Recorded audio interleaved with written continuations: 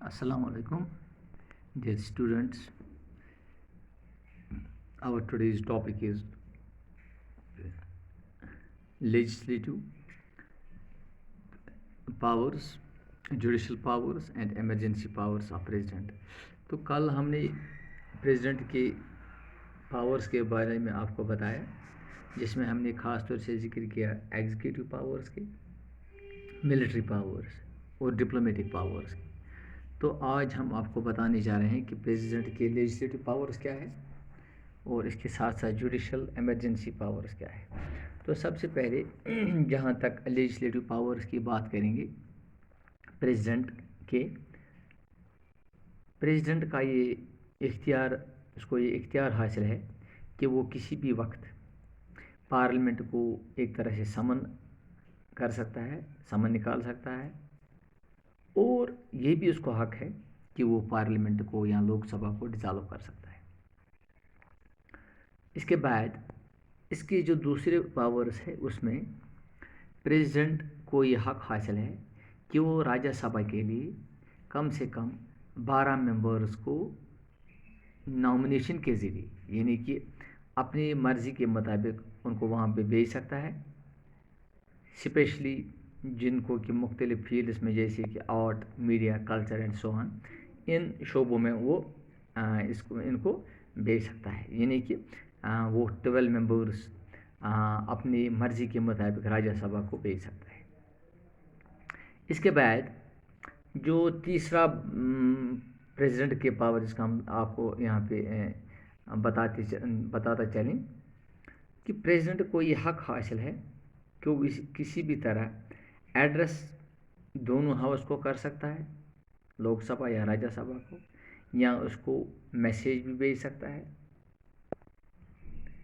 दोनों पार्लियामेंट के ऐवानों को।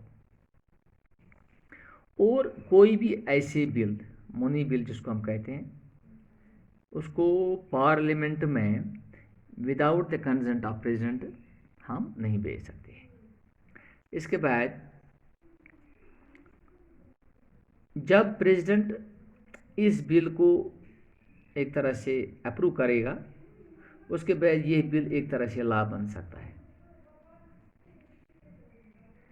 उसको ये भी हक हासिल है कि वो किसी भी बिल को रिकन्सिडरेशन के लिए वापस पार्लियामेंट में या वापस लोकसभा में या राज्यसभा में भेज सकता है। अगर बिल दोबारा पास की जाए कंसिडरेशन के लिए, तब तो उसको अप्रूवल देना पड़ेगा। और प्रेसिडेंट्स के पावर्स के बारे में हम ये भी बताते चलें कि प्रेसिडेंट को यह हक हासिल है, वो इशू कर सकता है प्रोमलगेट ऑर्डिनेंस। तो ऑर्डिनेंस सबसे पहले क्या है? एक तरह से वो ऑर्डर है,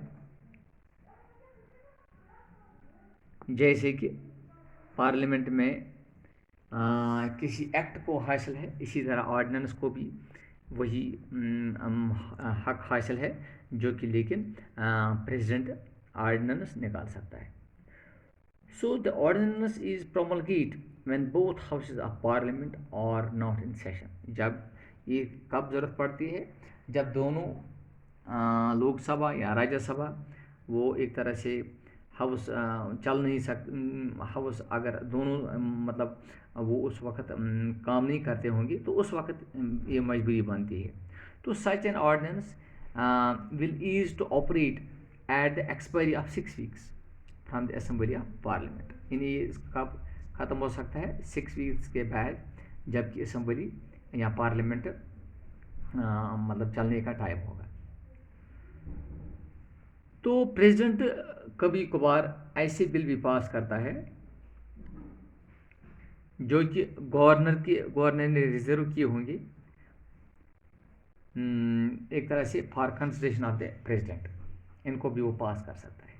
तो ये लेजिस्लेटिव पावर्स है प्रेसिडेंट की। इसके बाद इसके जुडिशल पावर्स क्या है? जुडिशल पावर्स में सब, जैसे कि आपको थोड़ा थोड़ा ये पता भी होगा, सबसे पहले जुडिशल पावर्स में ये आता है कि प्रेसिडेंट किसी को माफ़ी दे सकता है, या अगर किसी क्रिमिनल को या किसी आदमी को کوئی سزا کورٹ کے ذریعے ملا ہوگا، اس وقت پریزیڈنٹ اس کو معافی بھی دے سکتا ہے، یا اس کی سینٹنس جو اگر ڈیتھ سینٹنس اس کو ملا ہوگا تو وہ ڈیتھ سینٹنس کو چینج کر سکتا ہے کسی اور آسان سزا میں. تو یہ پریزیڈنٹ کو حق حاصل ہے. تو کوئی بھی کرمنل پروسیڈنگس شروع نہیں کی جا سکتی ہے اگینسٹ دا پریزیڈنٹ کے بارے میں جب کہ وہ آفس میں ہوگا. کوئی بھی کسی طریقہ کوئی اس کے خلاف کوئی کرمنل پروسیڈنگس چل نہیں سکتی ہے. یہ جوڈیشل پاورس ہے. اس کے بعد اگر ہم ایمرجنسی کی پاورس کی بات کریں گے تو ایمرجنسی کیا ہے بیسیکلی؟ ایک سڈن ایکسیجنسی ڈیمانڈنگ امیجیٹ ایکشن، یعنی جس کو ہم ایسے بھی ایمرجنسی بولتے ہیں. ایمرجنسی کیا ہے؟ تو اس سچویشن میں ہیڈ آف دا اسٹیٹ جو ہوگا اس کے پاس اسپیشل پاورس ہوگی. تو ظاہر سی بات head of the state president ہے. So president can declare emergency, لیکن یہ ایمرجنسی 3 حالتوں میں وہ ڈکلیئر کر سکتا ہے.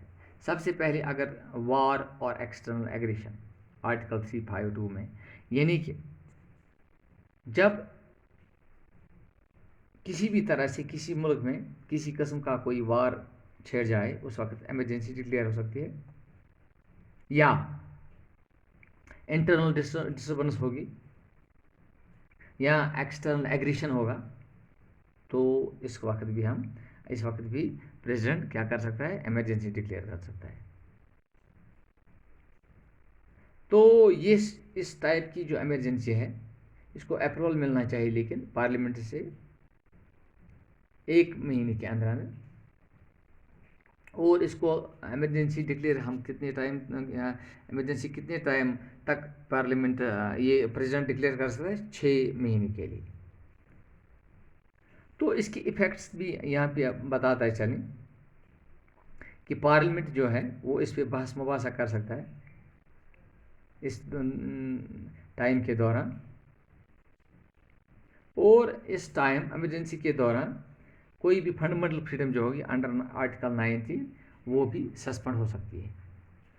یہ ہے سب سے پہلا جو وار یا ایکسٹرنل ایگریشن، اس کے بارے میں مطلب اس کے تحت ایمرجنسی ڈکلیئر ہو سکتی ہے. تو اس کے بعد دوسرا جو ہے دیٹ از کانسٹیٹیوشنل ایمرجنسی. تو کانسٹیٹیوشنل ایمرجنسی کیا ہے؟